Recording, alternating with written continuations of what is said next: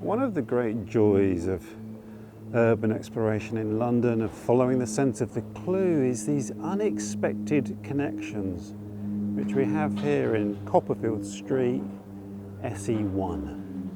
So we're down here in Southwark to make a video about the incredibly important social reformer and thinker Octavia Hill, who's most famous and remembered for being the co-founder of the National Trust, which is a person who believed deeply in the preservation of open spaces. So our walk today is going to go from some of the sites associated with Octavia Hill down here in Southwark and end at Hilly Fields, which is one of the great open spaces that she was responsible for preserving for the people of London. We're going, linking together a number of sites either associated with her directly or themes. However, I was just wandering up here on the way to Red Cross Gardens and came into Copperfield Street and the Winchester Cottages, which it turns out were charitable housing inspired by Octavia Hill. Don't you just love that? And this wonderful All Hallows garden here. Oh wow, a real oasis, an urban oasis full of peace and calm. We all need space. Unless we have it, we cannot reach that sense of quiet in which whispers of better things come to us. What a beautiful quote from Octavia Hill.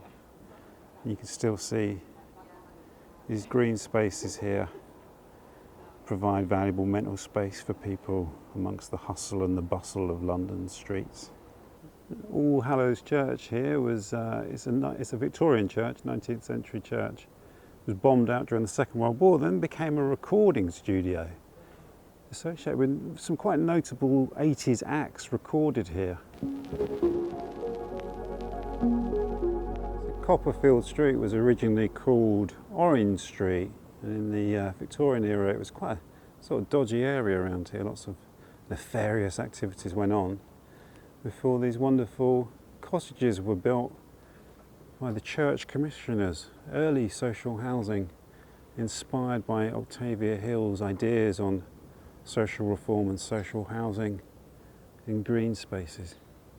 And they're named Copperfield, or the name of Copperfield Street is because Charles Dickens spent part of his childhood here whilst his parents were held at the debtors' prison, the Marshalsea prison. And you'll see lots of Dickens references around here. It's the area recorded in Little Dorrit, but they've obviously taken a bit of a liberty and included David Copperfield as well. But yeah, there's lots of Dickens references. I am going to make a dedicated borough video. That isn't this video. This video is about Octavia Hill. But that will be done later on. We'll talk about Little Dorrit, go to the site of the Marshalsea prison. But that's not part of the Octavia Hill story.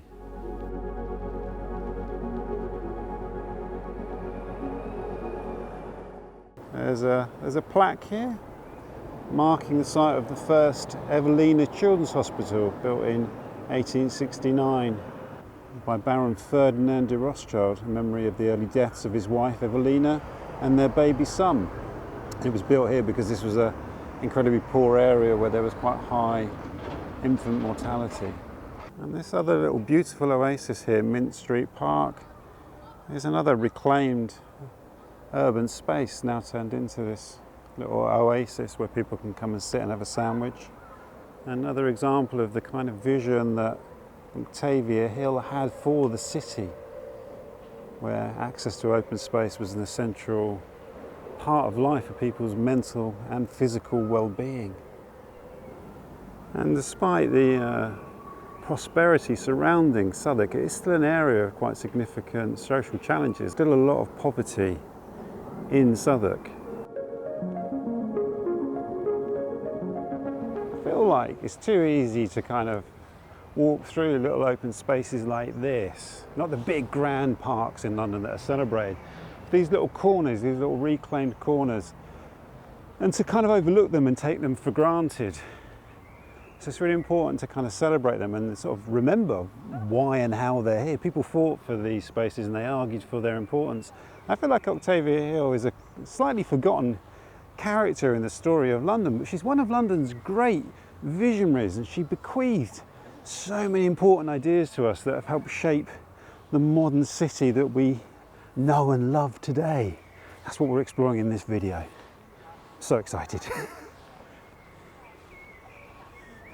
Heidi tells me that Clenham Street is a Dickens reference, and we had Joyce just the other side. And they're two characters from Little Dorrit.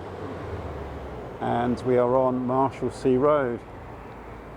The prison and all of that is not part of this video. This walk is a different walk. That will be in a video that we'll make very soon. The Lord Clyde, the Truman, Hanbury and Buxton pub, of course, with all its connections to Leytonstone and the famous Buxton family. This is Ayres Street.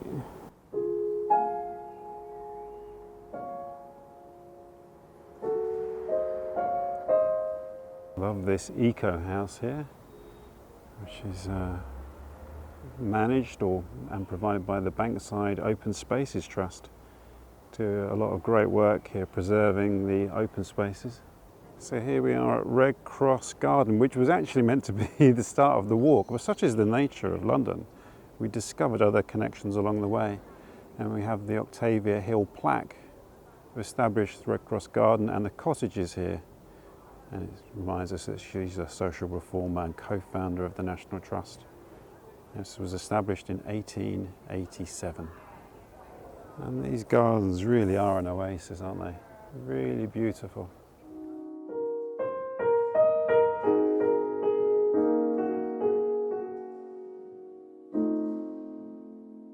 So it's this garden here and the cottages which are said to really embody her vision, not just good quality housing for working class people, but also a really beautiful tranquil space for people to connect with nature and feel relaxed and get respite from the pressures of urban life. And it's still to this day, 140 years on, still a really magical little place, isn't it? And these cottages were designed by Elijah Hoole, who was a friend of Octavia Hill, and you can look at them, they're said to be Tudor inspired, and they're really beautiful cottages, aren't they? You can imagine how they would have stuck out amongst the kind of the grime of late Victorian Southwark. This was a former industrial site which was transformed into this urban oasis and place of respite. And hidden behind the undergrowth here is this beautiful mosaic plaque which was erected by Octavia Hill in 1896. Isn't it beautiful? There we go. So Octavia Hill didn't only co-found the National Trust and establish these important social housing, early social housing projects, but she also pioneered the Army Cadets. That's amazing.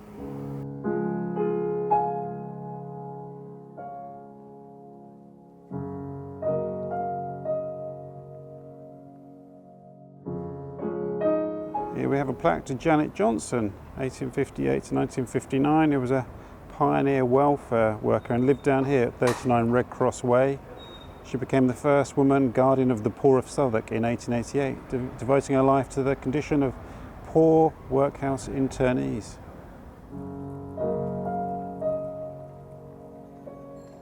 The Crossbones graveyard will have to wait for another day. It's closed. It wasn't originally on today's walk because it's an important story in its own right, but where it links with today's theme is it's a space which has been reclaimed as a beautiful kind of garden, but with a very powerful memory of the people that are buried there, the women that are buried there. But we'll explore that when we do a video dedicated to just this area. So we're just going to walk a short distance up Borough High Street to a place associated with both Roman London, Roman Southwark, and also Chaucer's Southwark. This is in Chapel Court, just off Borough High Street. Now, I'm not going to go into all of this today, but I've not come across this before, this timber frame building here. It looks like it is an old building, isn't it? But what is it? I'm pretty sure that somebody in the comments will know, and then we can loop back to this when I do the borough video. So we're going to pass by St George's Churchyard Garden, but just to save people, not save you the trouble of commenting, but we will cover that in the Borough/Dickens video because it's the site of Marshalsea Prison as well. So our route to Hilly Fields in Brockley will take us along the ancient Tabard Street.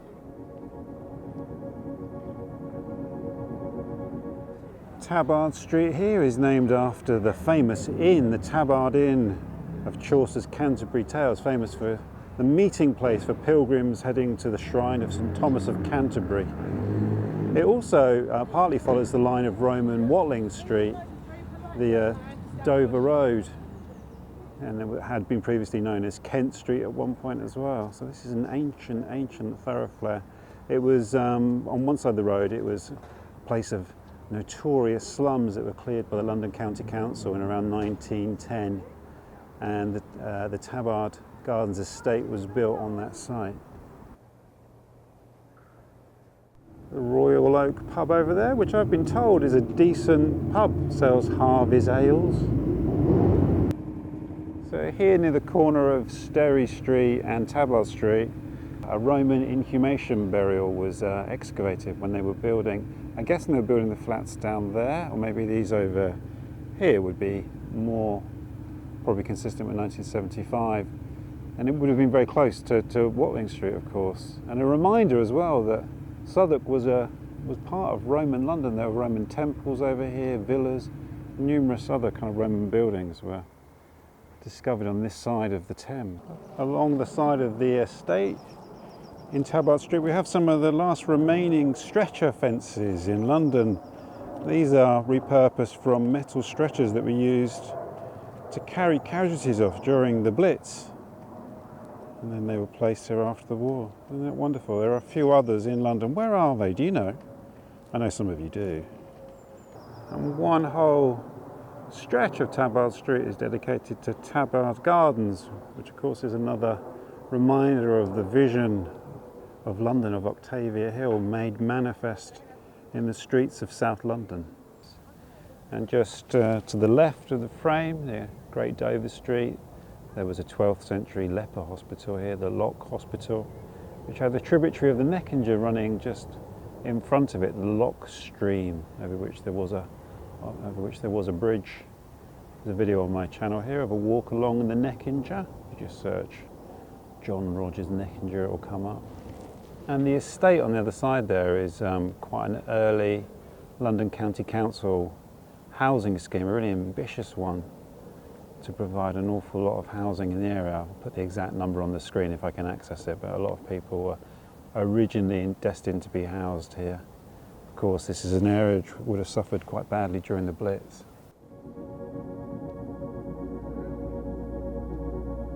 You can tell this is still a really well maintained, quite peaceful estate here. Again, part of the vision of Octavia Hill. So being here in these streets around these estates reminds me of a film that I made in 2017 that I was commissioned to make by the St Olaf's charity about the work of the tenants and residents associations and the tenant management organisations around this area who do amazing work on the council estates in Southwark, and it was an amazing experience. I met incredible people. If you search In the Shadow of the Shard, you'll find the documentary that I made, and the next location is in that film, I think.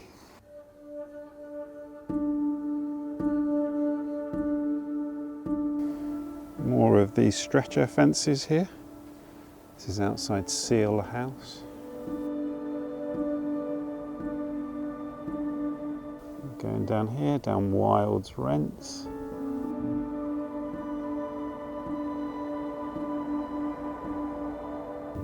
And now we'll go down Decimer Street, heading to Bermondsey Spa Gardens. Really regretting having that Pret sandwich now, because we could have gone for pie and mash down there. Fantastic pie and mash shop. One of the oldest, if not the oldest, pie and mash shop. It's just down there. Anyway, got no room for it. So we'll carry on down Grange Road before our encounter with Bermondsey Spa. It's an impressive building back there. The Alaska factory from 1869. I was wondering what the Alaska factory produced, and it was a fur factory specialising in sealskin fur. It's pretty grim. And over the road we have our next precious urban open space in our Octavia Hill walk. So this wonderful open space here, Bermondsey Spa Gardens, was built on the site of the old Bermondsey Spa, a pleasure garden that was opened by Thomas Keyse in 1865 on some fields behind the Waterman's Arms pub, which he bought.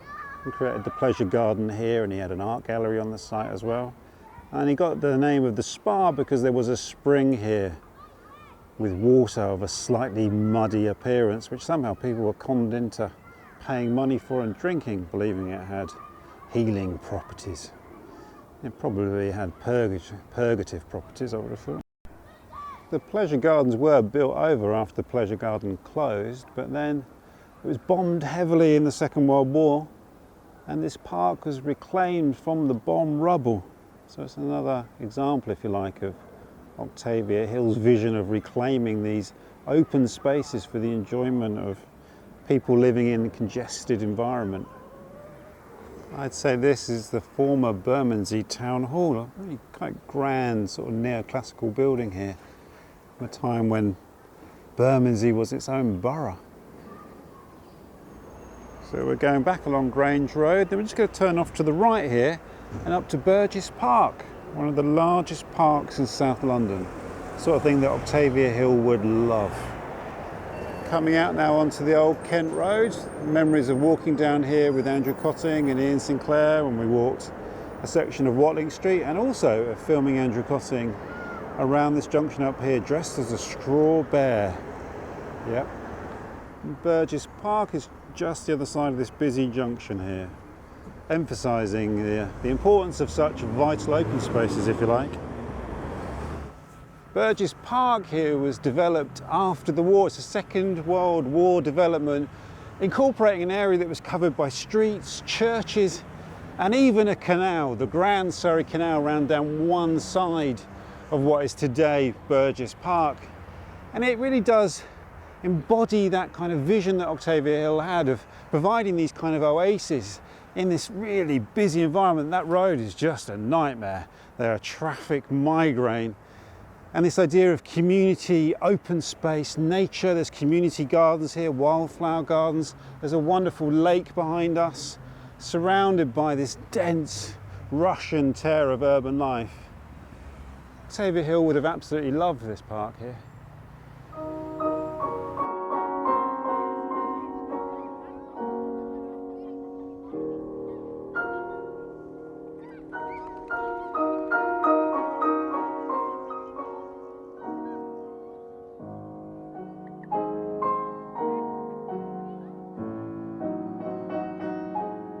This is another unexpected surprise here on one end of Burgess Park, is Cholmondeley World Garden, which is lovely. A plaque tells us there were market gardens here in the 1860s. We're close to Peckham now, and Peckham was a place of market gardens back in the past. Not even that long ago, really. So this iron bridge here across one of the paths in the park must be the canal bridge. It's called Canal Bridge on the map. So I'm going to make the leap that beneath it here is the route of the Grand Surrey Canal, which stopped at Camberwell Road in 1809 and went no further. But a branch was built to Peckham in 1829. So I was going to do a walk along the Surrey Canal, and I will do that one day. It's an intriguing project which does deserve its own video. We are honing in now on the route to Hilly Fields, heading up towards Peckham, from Peckham over Telegraph Hill into Hilly Fields. And here we have another bridge over the Surrey Canal, and down here a path that follows the Surrey Canal, literally called Surrey Canal Path. And this is another great example of a piece of industrial infrastructure reclaimed as a green corridor. It's interesting to imagine this as a waterway, as a canal snaking its way through Peckham. Was Peckham the Venice of South London? With the amount of cyclists buzzing around us as well, I kind of wish it was full of water, frankly. I'll be totally honest with you, the Surrey Canal was not in my original plan for this walk. I had a reference to the bridge on the edge of Burgess Park and the lock gates that were there, but this was not in my notes at all. So it's a beautiful, beautiful surprise. That's the thing with doing these walks, is you never know what you're going to find along the way. You know you're going to find stuff, a lot of stuff, and it's going to be amazing, but you're not going to know what it is. As we leave the Surrey Canal Walk here in central Peckham, there's a bit of information here talking about how the 40-foot wide canal was dug from Surrey Quays and Rotherhithe to Peckham. What I find interesting here is it's only in 1974 that the canal was drained and filled in, and that it actually was viable into the 20th century. I thought it was one of those sort of failed canal schemes, but apparently not. So coming here into central Peckham, and we're going to turn left along Queen's Road, Peckham Queen's Road.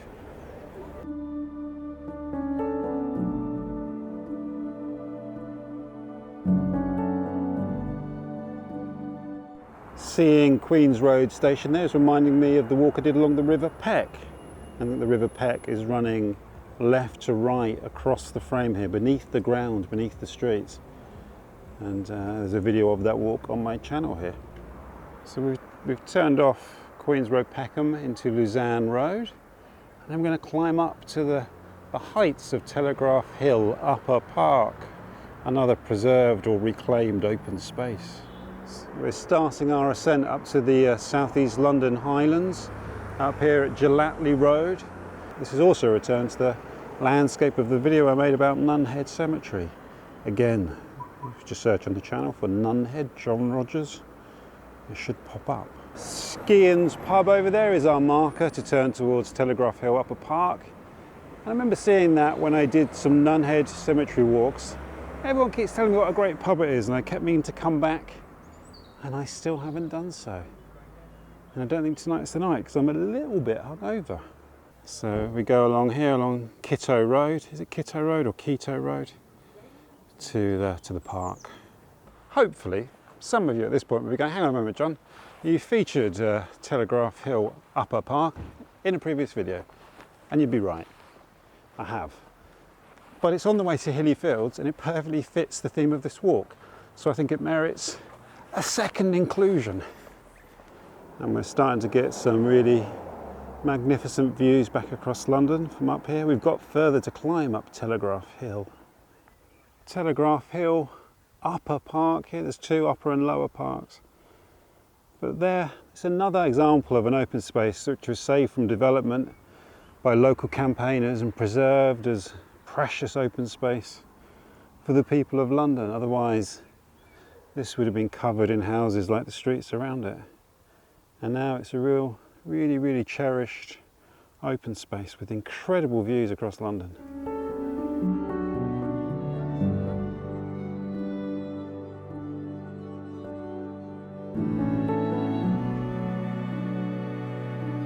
So we go down Drake Fell Road to Brockley Station, and then to the final stop on this Octavia Hill themed walk to one of her crowning achievements, Hilly Fields. So we've just passed over Brockley Station, passing through Brockley, and Hilly Fields is just around the corner. So we're going to go up Harefield Road here, and that takes us to Hilly Fields. Another climb ahead. And here it is, rising out of the fine South London streets, Hilly Fields.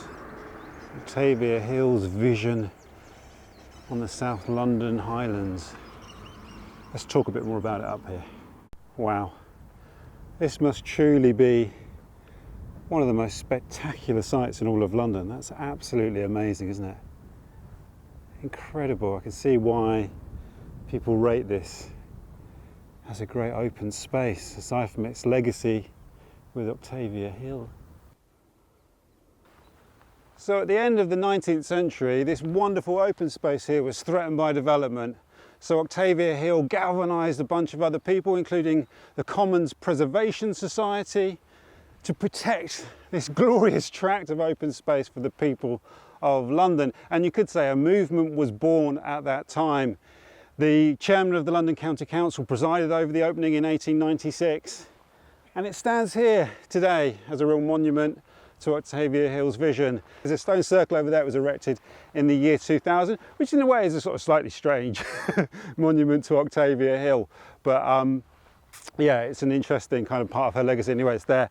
Quite whether it carries forth her vision as much as just this park existing and all the other incredible green spaces we've seen along the way. And so for me, it's a reminder to never take these things for granted. People would have very happily have built over all the green spaces that we saw today, but they were saved by people campaigning to protect these places for Londoners, acknowledging how important they are to our physical and mental well-being as citizens of an amazing city.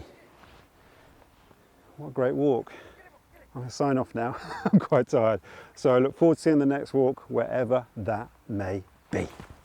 It's over the meadow, over the stream, it's where I am going and where I have been. It's been a long day now, it's time for a beer, and now for home, of course I must steer. It's over the meadow, over the stream, I hope you are pleased with what you have seen. How's that?